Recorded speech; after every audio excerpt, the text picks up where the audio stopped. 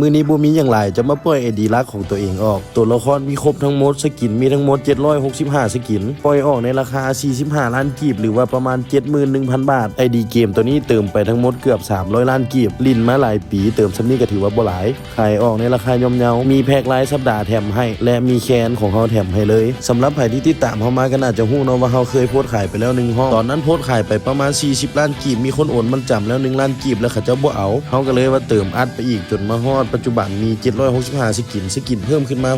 50-60สกินหรือว่าเพิ่มขึ้นมาจากตอนนั้นหลายแต่เฮาบวกราคาเพิ่มแต่5ล้านกีบส่วนตัวนี้แม่นกรอบต่างๆที่เฮาลิ้นมามีประมาณซ้ำนี้แหละส่วนแพ็ครายสัปดาห์ที่เฮาแถมให้ก็ประมาณ70มื้อทับมื้อละ20เพชรก็สิประมาณ 1,400 เพชรแต้มคอลเลกชันเฮามีประมาณ 450,000ท็อปคอลเลกชันอันดับ 6,000 ของโลกชั้นนี้เขาบ่ค่อยมีเวลาได้ลิ้นไปแต่88แมตช์ส่วนแมตช์รวมก็ลิ้นไปแต่ 10,000 แมตช์อัตราชนะก็บ่ค่อยดีปานใดเพราะว่าลิ้นบ่เก่งเน้นเติมเนาะส่วนอันนี้เป็นฮีโร่ที่เฮาถนัดก็บ่มีหลายดอกบ่ค่อยมีเวลาลิ้นเฮ็ดแต่เวียงหาเงินมาเติมเอาสกินซื่อๆอันที่เฮาเติมไปเกือบ300ล้านนี่มันก็ถือว่าบ่หลายสำหรับคนที่เขาเจ้าเติมมีบางคนเขาเจ้าเติมหลายกว่าเฮาหลายเท่าก็มีคนที่เฮาฮู้จัก3คนหลักๆก็คือเติมไป600ล้าน700ล้าน1,000ล้านก็มีบางคนมันขึ้นนำความมักของแต่ละคนถ้าตีเป็นค่าเงินบาทหรือเงินต่างประเทศมันก็เบิ่งคือหลายมันมาตีเป็นค่าเงินลาวนี่แหละมันก็เลยเบิ่งคือมันหลายซื่อๆเพราะว่าคนลาวเฮามันเงินเดือนต่ำคนเลยบ่ค่อยมีประสิทธิภาพในการเติมตัวนี้มีบัตรแสงดาวธรรมดาให้1บัตรแล้วก็บัตรพรีเมียม1บัตรส่วนลีเจนด์มันขาดแต่จอห์นสันตัวเดียวเพราะว่ามันเข้ามาในช่วงที่เฮาเซาลินยังขาดอีกประมาณ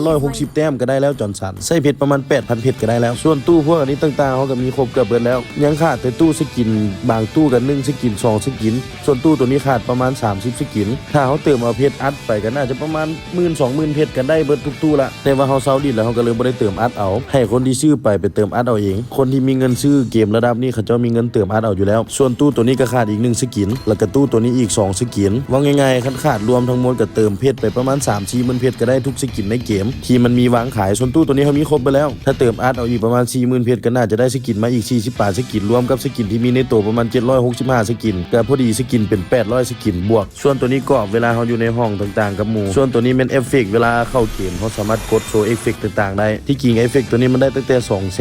280,000 แต้มแล้วแต่ปัจจุบันแต้มเฮามันเกือบ 450,000 แล้วมันเกือบคูณ2ละส่วนพวกนี้ก็เป็นสกินลีเจนด์สกินคอลแลบสกินคอลเลกเตอร์สกินลัคกี้บ็อกซ์สกินอีพิกอีหยังทั่วไปแหละตามที่เฮามีตามวิดีโอเลยเดี๋ยวเขาจะมาเว้าตัดพวกเด็กน้อยที่เขามักเว้าใส่ว่า40ล้าน45ล้านมีแต่คนโง่เลยชื่อมีแต่คนมีเงินอย่างเดียวบ่ได้ต้องปึกนำอันนั้นมันเป็นความคิดของเด็กน้อยอันนั้นคนที่เขามีเงินแท้ๆเขามาซื้อไอดีระดับนี้ได้เงินเขาเหลืออยู่แล้วเขามีธุรกิจส่วนตัวหรือว่าเงินเดือนสูงๆอยู่แล้วเขาจะกล้าซื้อหรือว่าบางทีเขาอาจจะเป็นนักสตรีมนักแคสเกมนักเอียงต่างๆที่มันได้เงินหลายย้อนว่าเขาเจ้าไปเติมเองละ45ล้านมันเติมเองแล้วมันบ่ได้ซำนี้เขาเจ้าจึงยอมเอาเงิน45ล้านมาซื้อมันจึงได้สกิลหลายปานนี้เพราะว่าจับเงิน45ล้านมาเติมมันบ่ได้ฮอดครึ่งของตัวนี้ซ้ำ1ตัวละคร1เอ็มบีเอ็ม1เงินอย่างต่างๆมันต่างกันหลายมีคนฮู้จักเฮา3คนขายไอดีแพงกว่าเฮายังขายออกง่ายๆเลยเพราะว่าเขาเจ้ามีเส้นสายในการขายคนไทยแต่เฮาบ่มีก็เลยได้มานั่งขายนอนขายคนลาวแต่ก็บ่เป็นหยังเฮาเชื่อมั่นว่าคนลาวก็มีเงินซื้อได้คือกันมีผู้นึงก็ไอดีพอๆกับเฮานี่แหละแล้วก็ขาย70ล้านกีบมีนักแข่งไทยมาซื้อเอาแล้วก็อีกผู้นึงแล้วขาย80ล้านกีบแล้วก็บินไปขายให้คนไทยเองอยู่กับมือเลย2คนนี้เฮาฮู้จักส่วนผู้ที่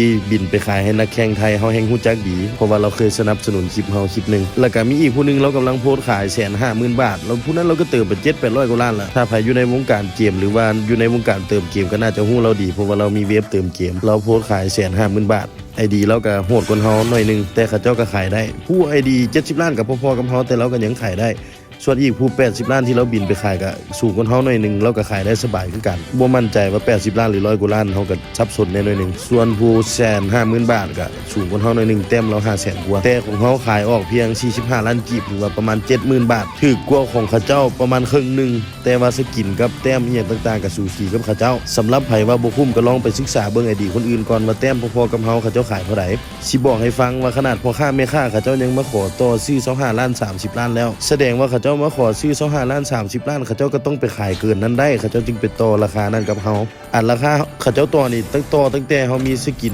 705สกินปัจจุบันเฮามี765สกินเขาเจ้าแฮงสิต่อหลายกว่านั้นอีกเขาเจ้ายังอยากได้อยู่นะขนาดว่าแต่ก่อนสกินบ่หลายปานนี้เขาเจ้ายังให้25ล้าน30ล้านก็คิดเบิ่งเอาเนาะสำหรับเด็กน้อยกระโปกที่มาคอมเมนต์ว่าไผซื้อก็โง่ไผซื้อก็ปึก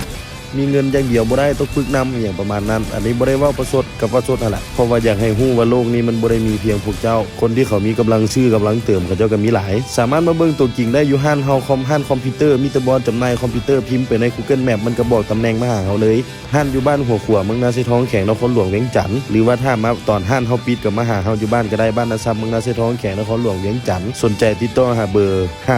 58492042หรือเพจมิสเตอร์บอสจำหน่ายคอมพิวเตอร์หรือว่าเพจเกมกับเพจเกมมิสเตอร์บอสเกมเมอร์สามารถมานัดเบิ่งตัวจริงได้มานัดล้มตัวจริงมานัดโอนตัวจริงได้หรือว่าไก่เฮาบินไปส่งให้ได้หรือว่าขี่รถเมล์รถไฟไปให้เบิ่งได้ถ้าว่าเอาแท้ๆบ่แม่นตัวกัน